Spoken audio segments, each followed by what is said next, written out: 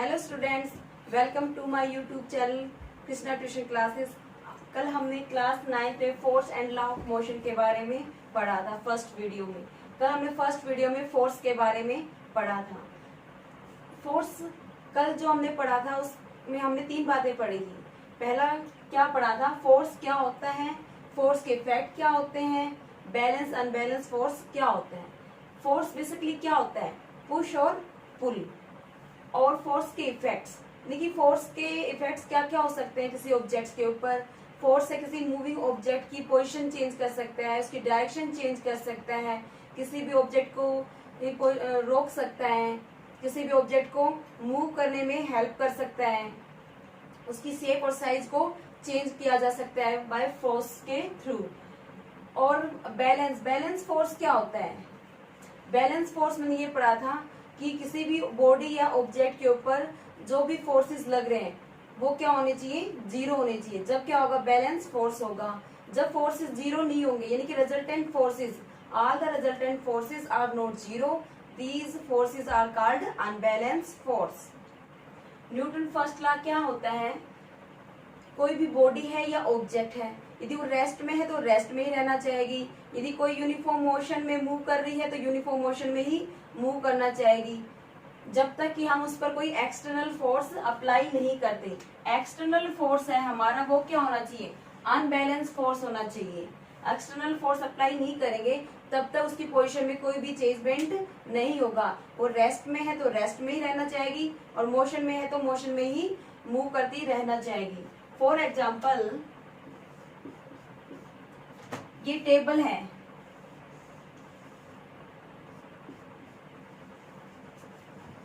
यहां पर हमने एक बुक ली, बुक क्या है यहाँ पर, रेस्ट पोजीशन में।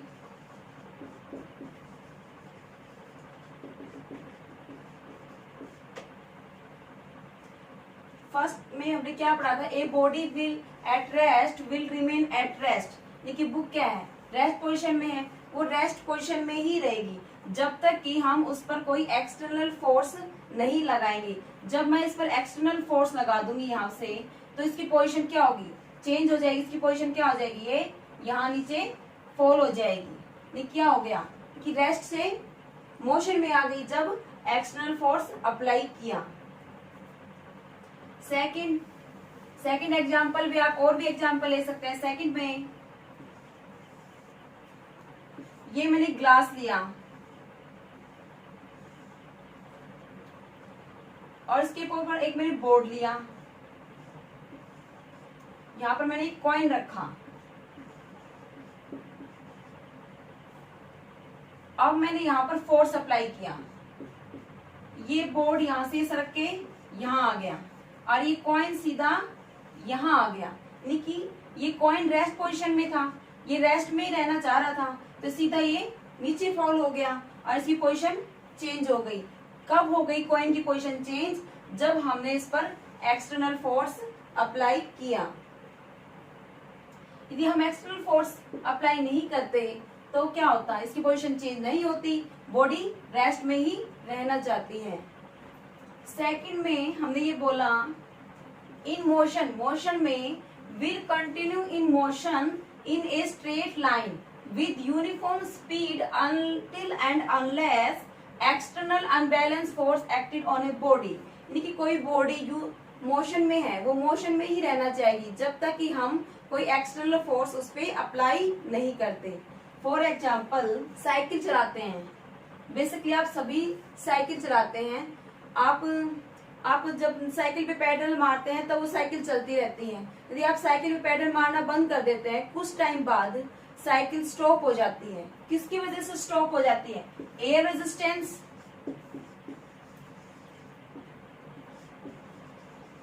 Air resistance and friction. Air resistance and friction के कारण वो कुछ टाइम बाद स्टॉप हो जाती है। ये क्या काम कर रहे हैं, हमारे एक्सटर्नल फोर्स की तरह काम कर रहे हैं।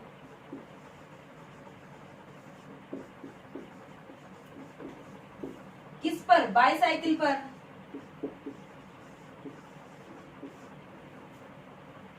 कि मूविंग ऑब्जेक्ट को इन्होंने रोक दिया।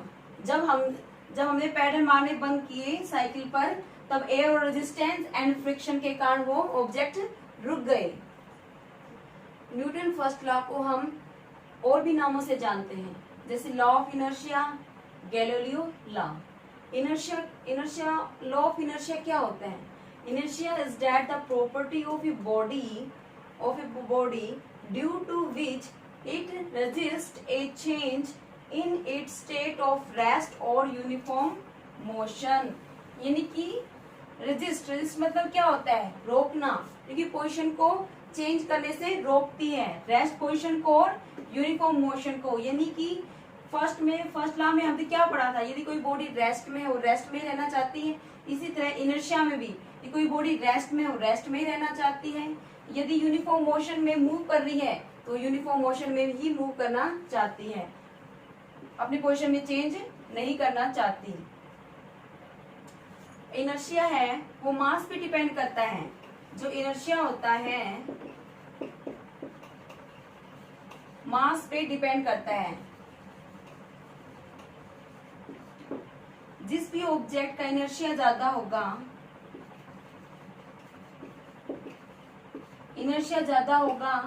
तो क्या मास भी ज्यादा होगा। यदि इनर्शिया कम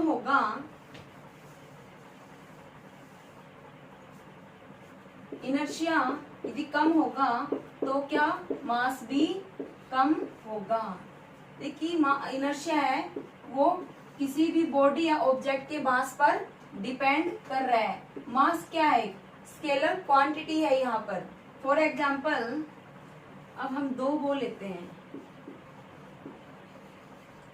एक रबड़ बॉल ली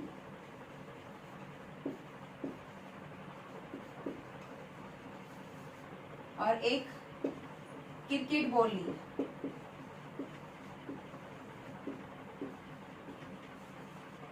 दोनों को क्या लिया? सेम साइज लिया।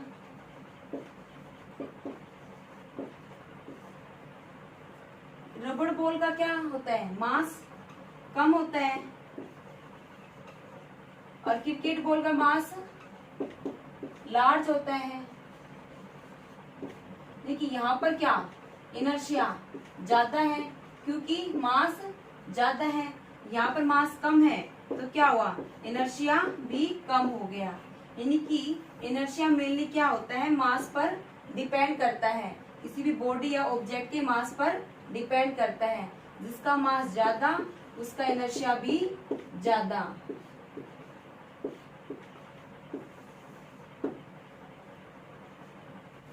एक और एग्जांपल लेते हैं हम। एक कार ली हमने, एक टॉय कार ली।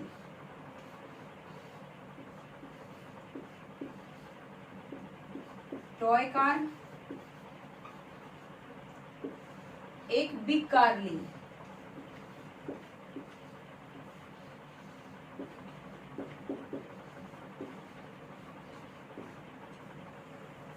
टॉय कार को हम इजीली पुश कर सकते हैं बाय हैंड, क्योंकि इसका मास लेस है। तो क्या हो गया? इनर्शिया भी इसका कम हो गया। बिग कार है यानी कि मास लार्ज है इसका, तो इनर्शिया भी इसका ज्यादा हो गया, क्योंकि इसे हम इसकी पोजीशन चेंज करने के लिए फोर्स भी ज्यादा अप्लाई करेंगे। तो क्या हो गया? इससे हमें क्या पता चलता है? जो इनर्शिया होता है वो मेनली मास के ऊपर डिपेंड करता है और किसी बॉडी या ऑब्जेक्ट के मास पर।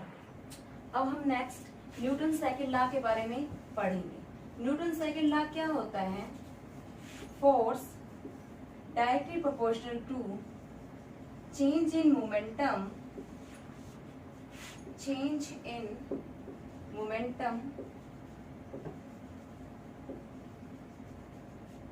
अपॉन में टाइम टेकन।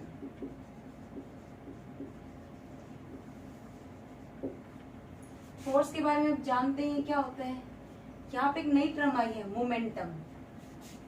अब हम मोमेंटम के बारे में थोड़ा जानते हैं क्या होता है मोमेंटम। मोमेंटम क्या होता है?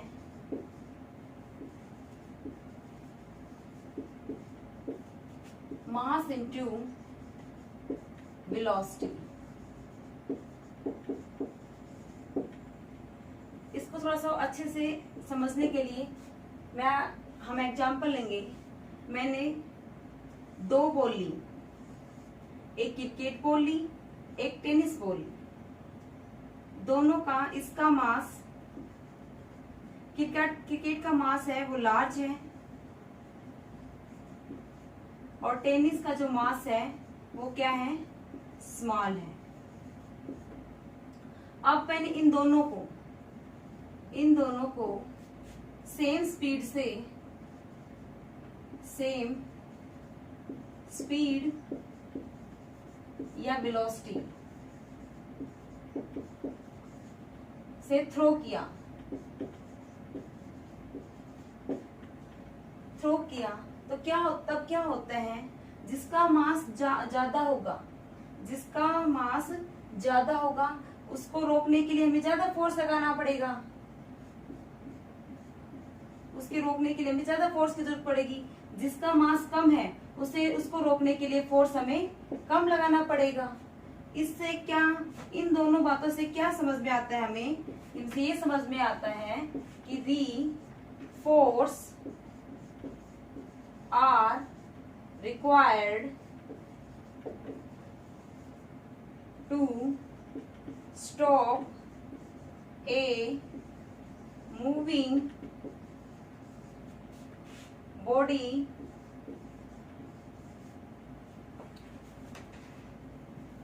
is directly proportional to mass। क्योंकि जिसका मास ज्यादा होगा वहां उसको रोकने के लिए हमें ज्यादा फोर्स की जरूरत पड़ेगी, जिसका मास कम है उसको रोकने के लिए हमें कम फोर्स की जरूरत पड़ेगी। इससे हमें एक रिलेशन मिल गया कि जो फोर्स होता है, रिक्वायर्ड फोर्स होता है किसी भी ऑब्जेक्ट को रोकने के लिए, मूविंग ऑब्जेक्ट को रोकने के लिए, वहां पर हमें फोर्स मास वो क्या है, डायरेक्टली प्रोपोर्शनल है मास के। सेकंड केस में हम क्या लेते हैं, दोनों हमने क्रिकेट बॉल ली, पहले हमने डिफरेंट लिया था, अब हमने दोनों ही क्रिकेट बॉल ली। दोनों का मास सेम है,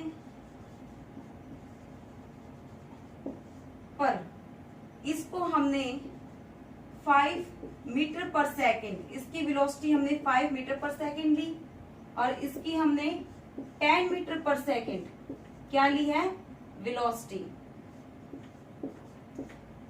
इसको 5 मीटर पर सेकेंड से थ्रो किया, इसको 10 मीटर पर सेकेंड से थ्रो किया।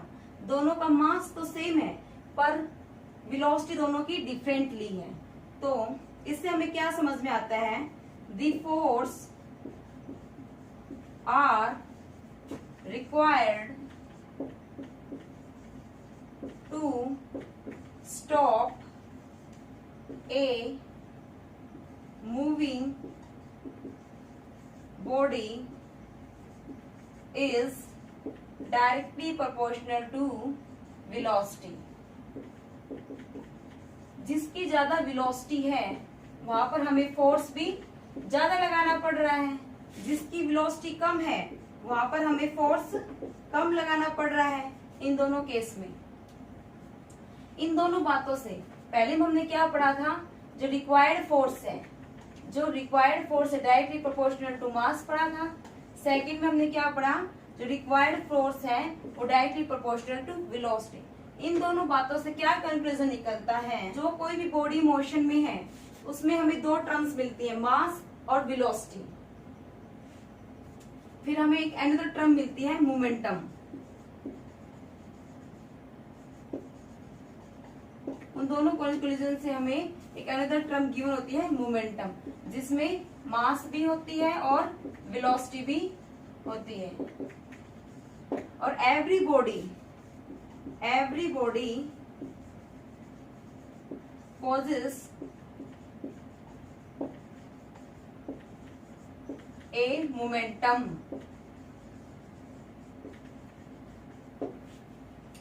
मोमेंटम जीरो कब हो सकता है, जब वेलोसिटी जीरो होगी, जब मोमेंटम जीरो होगी, then momentum is zero. Mass scalar quantity है, वेलोसिटी वेक्टर क्वांटिटी है, मोमेंटम भी एक वेक्टर क्वांटिटी है। मास बॉडी का कभी भी जीरो नहीं होता, मास not can not be zero, इसलिए हम वेलोसिटी को जीरो ले सकते हैं। मोमेंटम कब तभी जीरो होगा जब वेलोसिटी जीरो होगी। और जो क्वांटिटी ऑफ मोशन होती है, क्वांटिटी ऑफ मोशन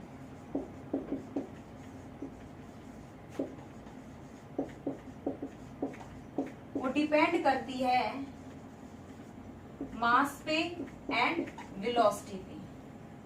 कोई भी मोशन हो रहा है, कोई भी ऑब्जेक्ट है मोशन कर रही है, तो उसमें क्या होगा, मास भी होगा और वेलोसिटी भी होगी।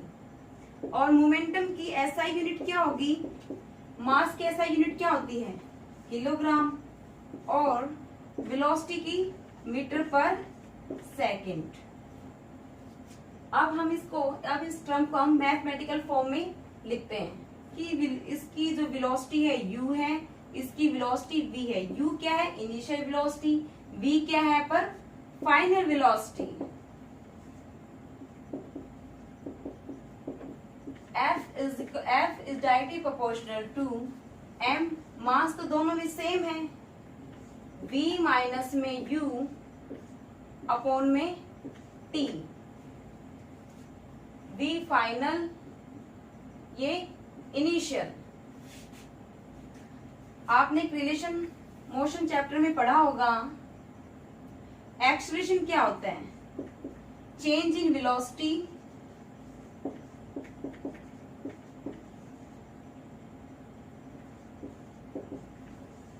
अपॉन में टाइम।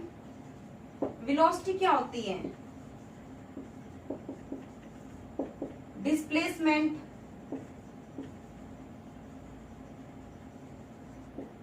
अपॉन में टाइम। डिस्प्लेसमेंट पे हम क्या लेते हैं, शॉर्टेस्ट डिस्टेंस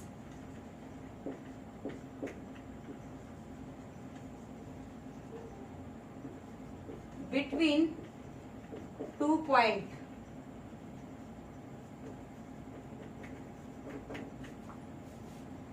टू पॉइंट्स क्या लिए हमने यहाँ पर, इनिशियल और फाइनल।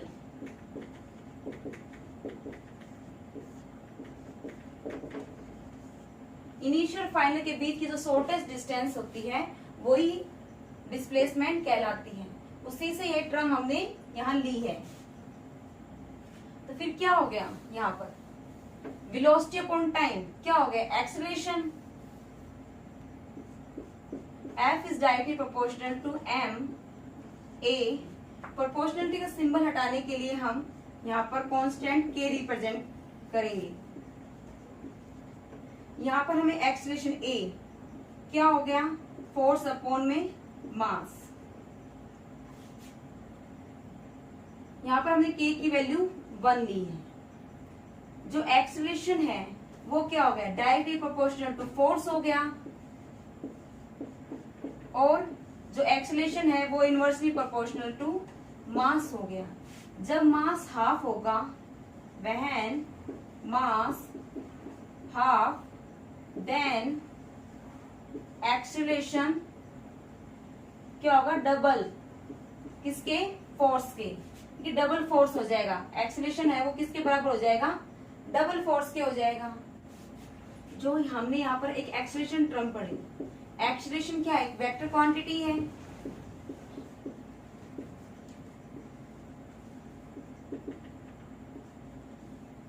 एक्सेलरेशन क्या हो सकता है, पॉजिटिव भी हो सकता है और नेगेटिव भी हो सकता है। यहाँ पर हमने एक रिलेशन पढ़ा था न्यूटन सेकंड लॉ में, क्या है, F is equal to directly proportional to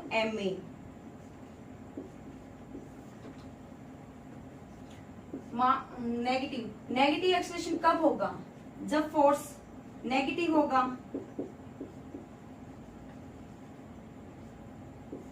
force negative, जो फोर्स है वो नेगेटिव साइन इंडिकेट कर रहा है। इसका मतलब क्या हुआ कि जो बॉडी है, ये हमारी बॉडी ए है, इस साइड मूव कर रही है और हम फोर्स अप्लाई इसके अपोजिट कर रहे हैं, और हम फोर्स इसके अपोजिट अप्लाई कर रहे हैं। यानी कि बॉडी की डायरेक्शन तो ये है और हम फोर्स के अपोजिट अप्लाई कर रहे हैं। तो ये माइनस साइन इंडिकेट कर रहा है, यानी कि अपोजिट डायरेक्शन इंडिकेट कर रहा है। यदि बॉडी भी साइड मूव करती और फोर्स भी साइड होता तब क्या होता है, एक्सेलरेशन पॉजिटिव होता, और नेगेटिव में क्या होगा, दोनों की डायरेक्शन अपोजिट होगी, फोर्स की भी और मूविंग बॉडी की, दोनों की डायरेक्शन अलग अलग होगी, तब माइनस साइन इंडिकेट करेगा, तो माइनस साइन आएगा। न्यूटन सेकंड लॉ को हम रियल लॉ भी बोलते हैं, real law of motion, because it contain first law and third law.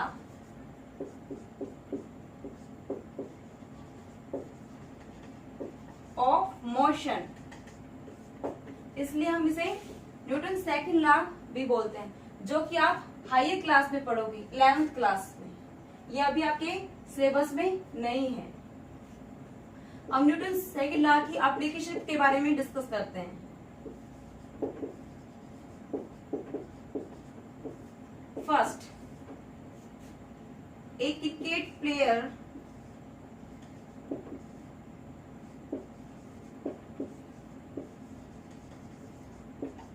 catching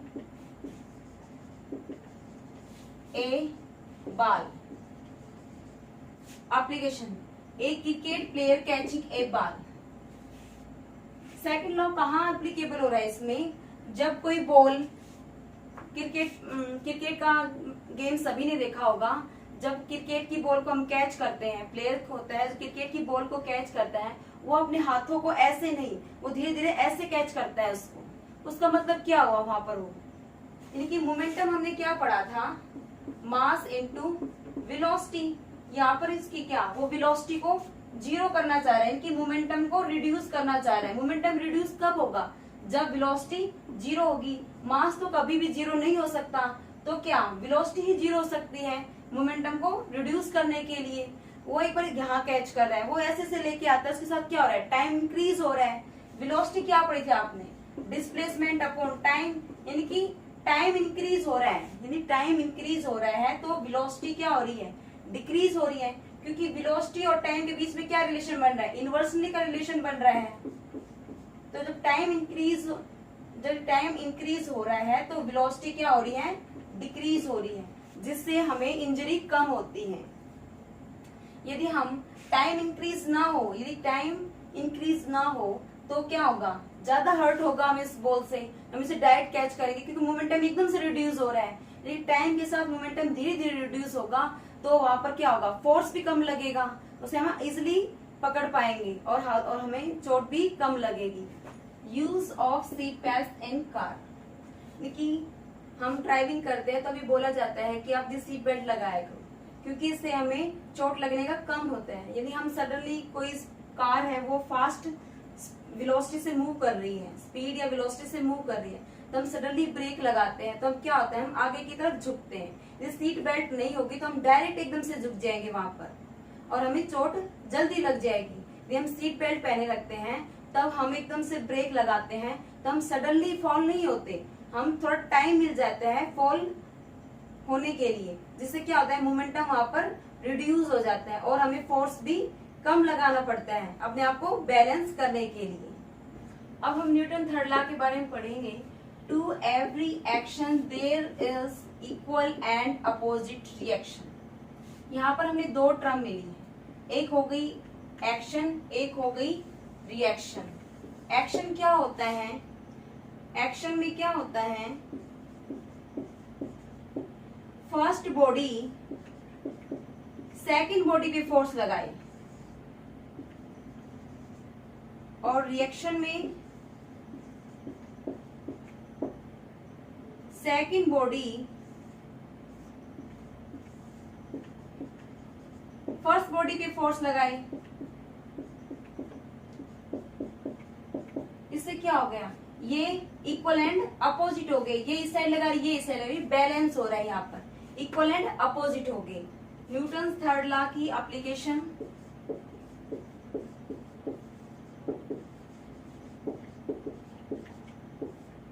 first swimming,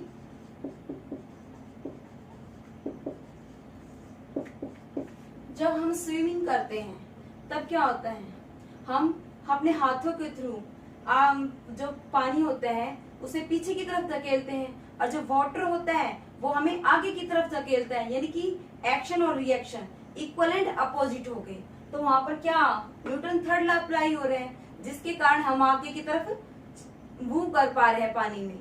second application, to walk.